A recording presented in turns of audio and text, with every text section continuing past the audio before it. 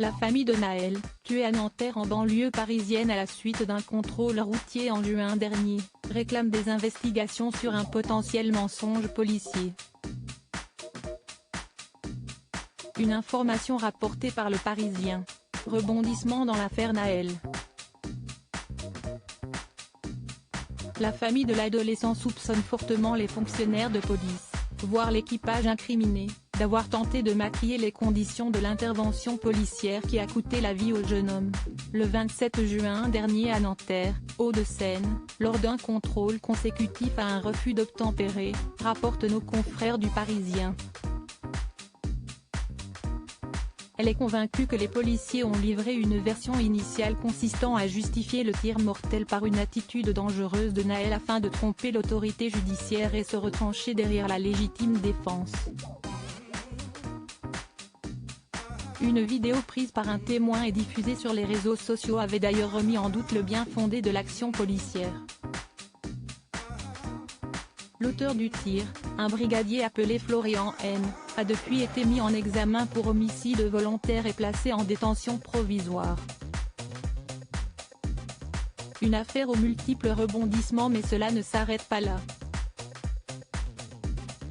Puisque le 11 juillet dernier, Yassine Bouzrou, l'avocat des proches de Naël, sollicitait dans un courrier adressé au juge d'instruction chargé du dossier des investigations supplémentaires pour des faits de faux en écriture publique par personne dépositaire de l'autorité publique, dans le cadre d'un réquisitoire supplétif, soit un élargissement de l'enquête.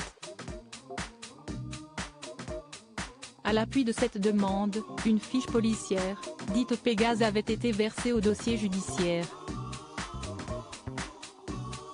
Pour rappel, le jeune Naël, 17 ans, est mort le 27 juin dernier à Nanterre, en banlieue parisienne.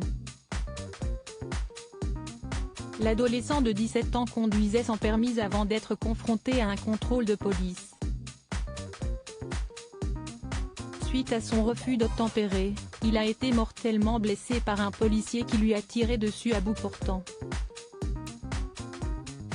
De nombreuses violences urbaines avaient alors éclaté partout en France les jours suivant le drame.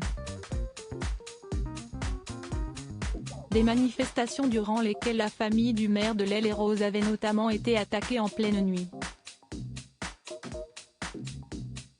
Une enquête a également été ouverte il y a quelques jours après le versement d'une cagnotte en ligne d'1,6 million d'euros à la femme du policier qui a tiré mortellement sur Naël.